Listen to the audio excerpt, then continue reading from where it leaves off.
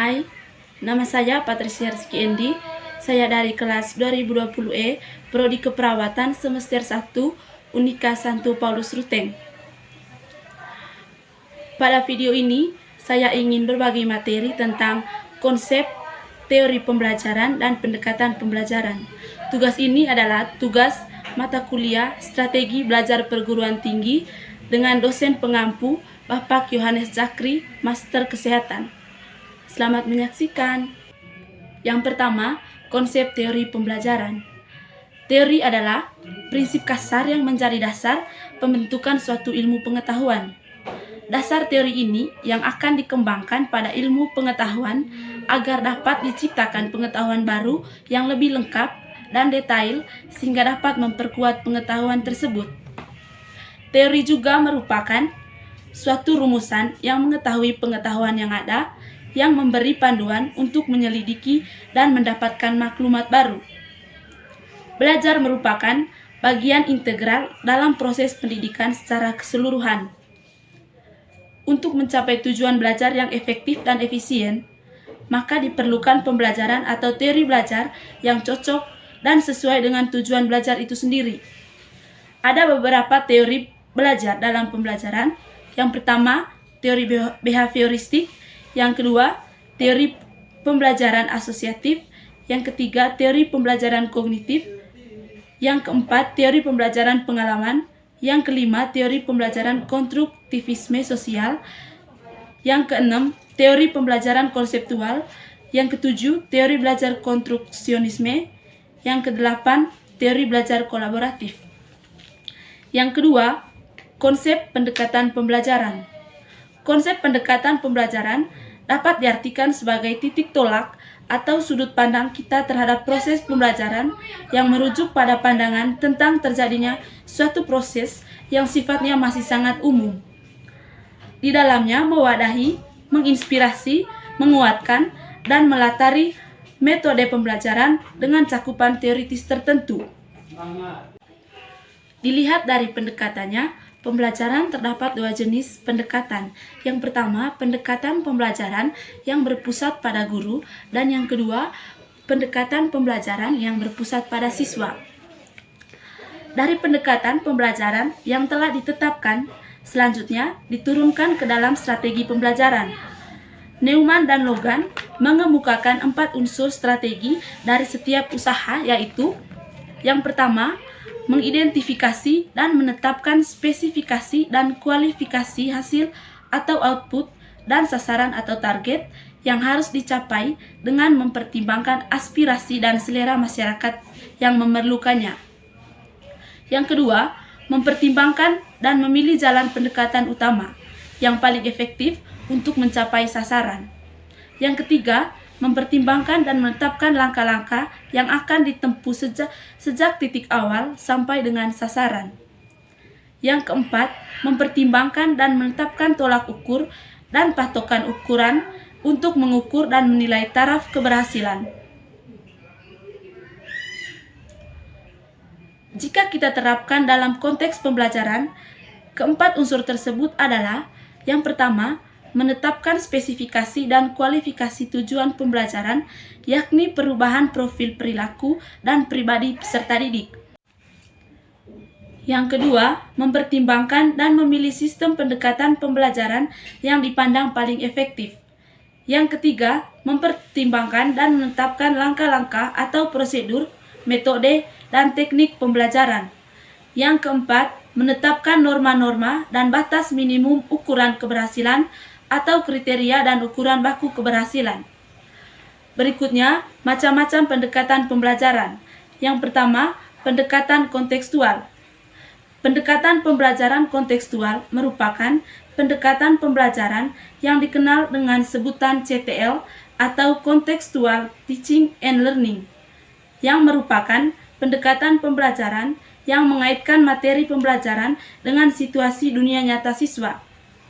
Melalui pendekatan kontekstual, diharapkan hasil belajar dapat lebih bermakna bagi siswa karena siswa dapat mengaplikasikan hasil belajarnya dalam kehidupan mereka dalam jangka panjang. Komponen-komponen yang menyusun pendekatan kontekstual dan sekaligus menjadi cirinya adalah sebagai berikut. Yang pertama, membangun hubungan untuk menemukan makna. Yang kedua, melakukan sesuatu yang bermakna. Yang ketiga, belajar secara mandiri. Yang keempat, kolaborasi. Yang kelima, berpikir kritis dan kreatif. Yang keenam, mengembangkan potensi individu. Yang ketujuh, standar pencapaian yang tinggi. Yang kedelapan, asesmen yang autentik. Kedua, pendekatan ekspositori. Pendekatan ini menekankan pada penyampaian informasi yang disampaikan sumber belajar kepada peserta pembelajaran. Pendekatan ini lebih cocok untuk jenis bahan belajar yang bersifat informatif dan umum. Misalnya, prinsip-prinsip dasar yang perlu dipahami untuk menunjang tahap pembelajaran lebih lanjut.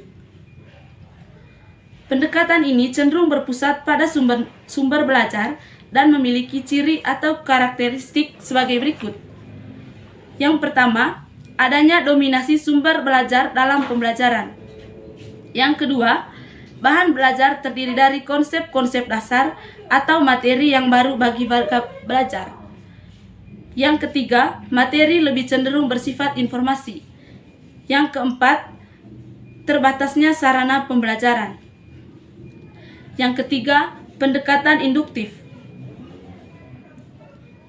Menurut Purwanto dalam Rahmawati 2011, pendekatan induktif dalam pembelajaran adalah pendekatan yang bermula dengan menyajikan sejumlah keadaan khusus, kemudian dapat disimpulkan menjadi suatu fakta, prinsip, atau aturan. Karakteristik atau ciri dari pendekatan ini meliputi yang pertama, dimulai dengan melakukan pengamatan terhadap hal-hal yang bersifat khusus, kemudian siswa dibimbing guru untuk dapat menyimpulkan generalisasinya. Yang kedua, kegiatan utama siswa adalah mengamati, menyelidiki, memeriksa, dan menganalisis berdasarkan kemampuan masing-masing yang bersifat khusus dan membangun konsep atau generalisasi atau sifat-sifat umum berdasarkan hal-hal khusus tersebut. Yang ketiga, siswa memiliki kesempatan ikut aktif di dalam menemukan suatu rumus atau formula umum yang diperoleh dari penyelidikan contoh-contoh khususnya. Pendekatan yang keempat yaitu pendekatan deduktif. Pendekatan deduktif adalah pembelajaran yang berpangkal dari hal yang bersifat umum lalu diarahkan pada hal yang bersifat khusus. Pembelajaran dengan pendekatan ini menekankan pada guru mentransfer informasi atau pengetahuan kepada siswa. Karakteristik pendekatan deduktif adalah sebagai berikut. Yang pertama, pembelajaran menekankan transfer informasi oleh guru kepada siswa berupa pemaparan abstraksi, definisi, dan penjelasan istilah-istilah. Yang kedua, dilandasi suatu pemikiran bahwa proses pembelajaran akan berjalan dengan baik jika siswa telah mengetahui wilayah persoalan dan konsep dasarnya. 3. Menjelaskan hal-hal yang bersifat umum ke hal yang bersifat khusus, yaitu guru memberikan materi dan kemudian memberikan contoh-contoh khususnya. Yang keempat, lebih menekankan ingatan siswa dan siswa bersifat pasif dalam kegiatan pembelajaran. Pendekatan yang kelima yaitu pendekatan konstruktivisme. Pendekatan ini tidak menginginkan siswa untuk dapat menjawab pertanyaan sesuai dengan apa yang ada dalam sumber belajar. Yang keenam, pendekatan pemecahan masalah atau problem solving. Dalam pendekatan ini, siswa didorong untuk memperoleh pengalaman, menggunakan pengetahuan, serta keterampilan yang sudah dimiliki untuk diterapkan pada pemecahan masalah yang bersifat tidak rutin atau jarang ditemui. Langkah utama dalam pendekatan pemecahan masalah adalah sebagai berikut. Yang pertama, merumuskan masalah. Yang kedua, menganalisis masalah. Yang ketiga, mengembangkan beberapa hipotesis. Yang keempat, mengumpulkan data. Yang kelima, menguji beberapa hipotesis. Yang keenam, merumuskan rekomendasi pemecahan masalah. Berikutnya, pendekatan saintifik.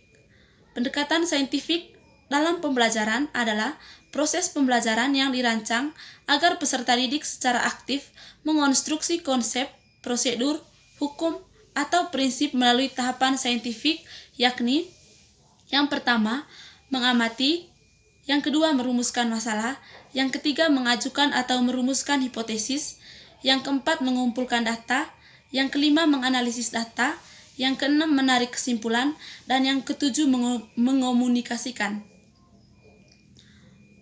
Berikutnya, pendekatan inquiry.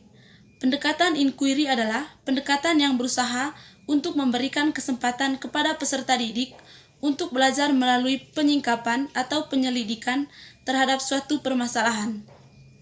Seperti problem solving, pendekatan inquiry lebih berpusat pada keaktifan siswa yang berusaha memecahkan permasalahan secara mandiri. Yang ketiga, dari beberapa teori belajar yang saya ketahui adalah teori belajar humanistik. Menurut teori ini, proses belajar akan dianggap berhasil ketika kita sebagai pelajar telah memahami lingkungan serta diri kita sendiri dan berusaha untuk mencapai aktualisasi diri dengan sebaik-baiknya. Dalam teori ini, guru berperan sebagai fasilitator untuk memberikan motivasi dan kesadaran mengenai makna kehidupan kepada siswa. Pelaku utama dalam teori ini adalah siswa yang dapat memaknai proses pengalaman belajarnya dengan sendirinya. Yang keempat, konsep teori belajar behavioristik dan penerapannya dalam pembelajaran. Teori behavioristik adalah teori yang menekankan pada stimulus-stimulus yang harus diberikan kepada organisme demi memperoleh respon. Psikologi dari manusia atau mental tidak dihiraukan di aliran ini. Hubungan antara stimulus dan respon tidak bisa diukur, jadi tidak dihiraukan. Teori ini tidak mengakui bakat, kecerdasan, dan minat siswa. Sesuatu yang tidak terlihat tidak diakui di aliran ini. Pada teori ini, seseorang dianggap belajar jika terjadi perubahan tingkah laku. Penerapannya dalam pembelajaran adalah teori menganggap belajar adalah perubahan tingkah laku dari stimulus yang menunjukkan perubahan tingkah laku tertentu. Hal terpenting yang harus dinilai adalah stimulus dan respon, dan penguatan harus dilakukan agar menambah hubungan antara stimulus dan respon. Oleh karena itu, jika ingin siswa berhasil, guru harus memperhatikan prinsip berikut guna menilai suatu keberhasilan. Pertama, guru harus tahu respon apa yang timbul ketika sudah diberikan stimulus. Agar tujuan pembelajaran sampai secara maksimal, menurut teori ini, guru harus melakukan dan menyiapkan kegiatan berikut. Yang pertama, menganalisis kemampuan awal dan karakteristik siswa. Tentunya, seorang guru harus tahu kemampuan siswa terlebih dahulu. Bukan tidak mungkin siswa tidak memiliki pengalaman dasar yang sudah dimilikinya, sehingga kita dapat mengamati perubahan-perubahan secara jelas, baik fisik maupun kerohanian. Yang kedua, merencanakan materi pembelajaran yang akan dibelajarkan.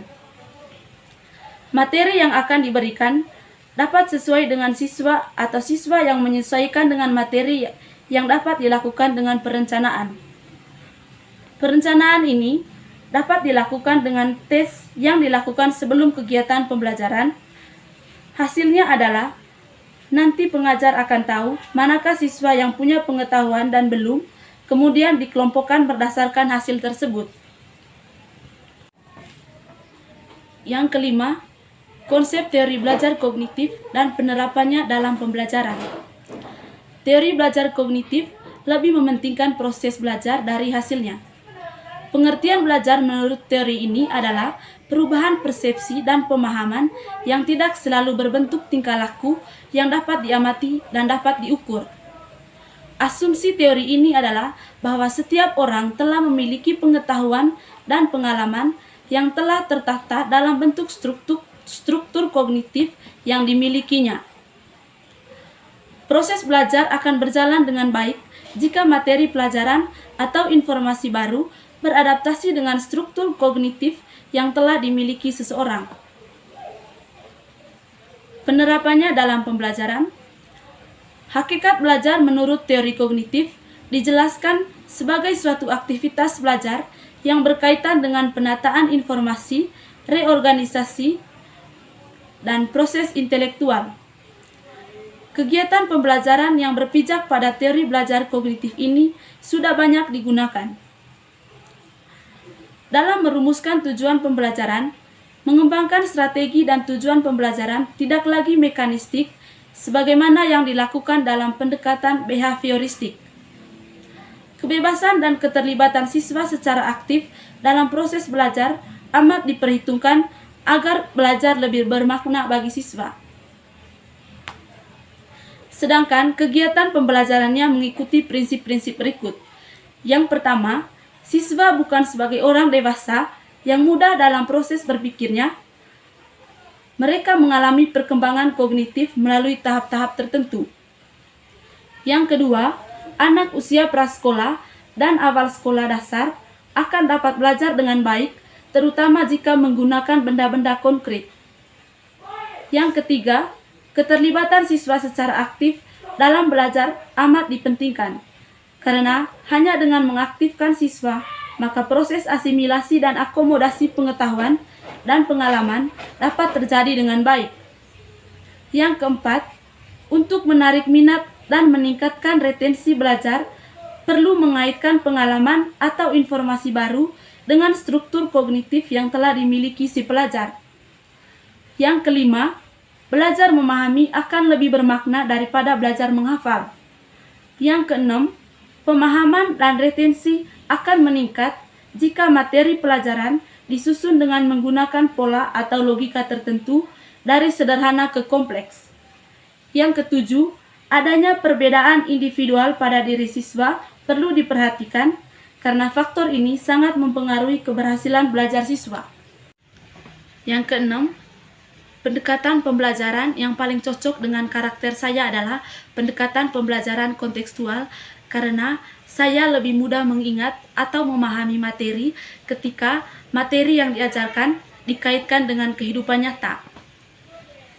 Saya kira itu saja, terima kasih.